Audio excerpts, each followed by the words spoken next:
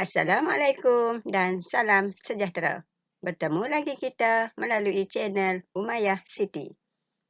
Kali ini, cikgu akan mengajarkan mata pelajaran Bahasa Melayu Tahun 5 bertajuk Kata Pemeri.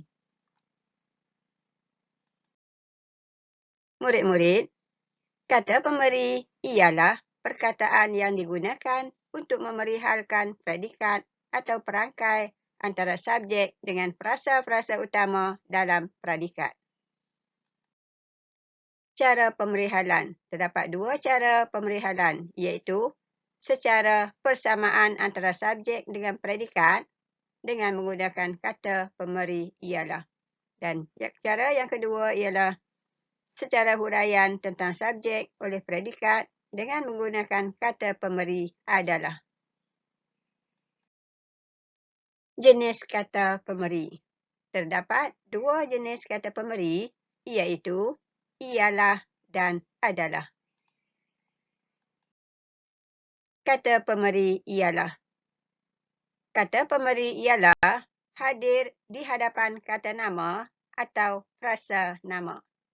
Kata pemeri ini digunakan dalam ayat yang berpola frasa nama dan frasa nama.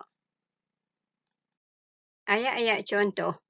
Ayat yang pertama, Nur Afiqah ialah adik Izzuddin. Ayat yang kedua, Nur Suhana ialah rakan karib saya. Ayat yang ketiga, Encik Nazri ialah jiran Encik Tiong. Ayat yang keempat, si kelabu dan si putih ialah arnab peliharaan Afifi. Ayat kelima, Ipuh ialah ibu negeri Perak. Dan ayat yang keenam, Afnan ialah anggota polis. Ayat yang ketujuh, makanan yang saya gemari ialah laksa. Ayat ke-8, Cikgu Umairah ialah ketua panitia Bahasa Melayu sekolah saya. Dan ayat yang terakhir, Kak Ita ialah pekerja sambilan di kedai itu. Kata pemeri adalah. Kata pemeri ini hadir di hadapan frasa adjektif dan frasa sendi nama. Kata pemeri adalah digunakan dalam ayat yang berpola. 1. Frasa nama diikuti dengan frasa adjektif. Pola yang kedua, frasa nama diikuti frasa sendi nama. Ayat-ayat contoh. Ayat pertama, ulam-ulaman adalah baik untuk kesihatan. Ayat yang kedua, tindakan bijak ini adalah penting demi keselamatan harta benda. Ayat yang ketiga, baju pilihan abang adalah yang berbelang biru. Ayat yang keempat, sumbangan besar Datuk Adli adalah dari segi peningkatan peluang pekerjaan kepada penduduk kampungnya. Ayat yang kelima, maklumat ini adalah untuk memudahkan pihak polis membuat rondaan bagi mengekang pencerobohan. Ayat yang keenam, hadiah ini adalah untuk teman istimewa saya. Dan ayat yang terakhir, hadiah itu adalah daripada ibu saya. Murid-murid, penggunaan kata pemeri amat terbatas dan sebenarnya kurang digalakkan dalam pembentukan ayat Bahasa Melayu.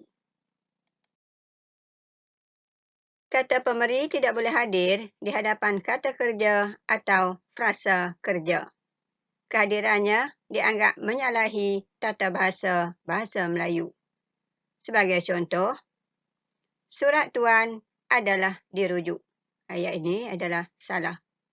Sepatutnya ditulis, surat tuan dirujuk. Yang kedua, adalah diberitahu sekolah akan ditutup esok. Sepatutnya, dengan ini diberitahu bahawa sekolah akan ditutup esok. Ayat yang ketiga, adalah diisytiharkan bahawa hari raya puasa jatuh pada hari Isnin. Ayat ini juga salah. Sepatutnya kita tulis, dengan ini diisytiharkan bahawa hari raya puasa jatuh pada hari Isnin. Murid-murid, kata pemberi adalah boleh menerima kata kerja atau frasa kerja jika diikuti oleh kata sendi nama. Contohnya, kedatangan tetamu itu adalah untuk merasmikan balai raya yang baru dibina. Murid-murid, kata pemberi ialah dan adalah tidak boleh diikuti oleh kata nafi dan kata kerja. Contohnya, hobinya ialah membaca buku. Ayat ini salah. Sepatutnya kita tulis hobinya membaca buku. Ayat yang kedua, kasut ini adalah bukan kasut saya. Ayat ini juga salah. Sepatutnya ditulis begini. Kasut ini bukan kasut saya. Murid-murid, kekecualian ini ialah kata pemberi adalah boleh hadir di hadapan kata nafi yang berikut. Kalau tadi cikgu telah nyatakan, kata pemberi adalah tidak boleh hadir di hadapan kata nafi. Tapi untuk kes ini, ia boleh hadir dan diterima dalam ayat. Yang pertama adalah tidak adil. Yang kedua adalah tidak kekal. Dan yang ketiga adalah tidak munasabah. Ayat-ayat contohnya. Yang pertama, keputusan ini adalah tidak adil. Ayat contoh yang kedua. Pendapat kamu adalah tidak munasabah.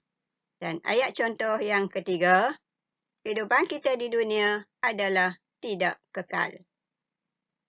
Baiklah murid-murid, setakat ini sahaja kelas kita untuk kali ini. Cikgu harap murid-murid telah pun memahami dan dapat menggunakan kata pemberi dengan baik di dalam ayat. Sekiranya video ini bermanfaat kepada murid-murid, jangan lupa tekan butang like dan subscribe untuk mendapatkan maklumat atau video-video terbaru daripada cikgu. Sekian, terima kasih. Sampai jumpa lagi.